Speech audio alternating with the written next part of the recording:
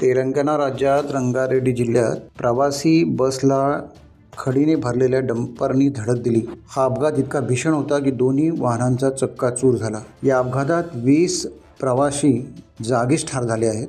त्यामध्ये विद्यार्थी आणि नोकरदार वर्गही आहे।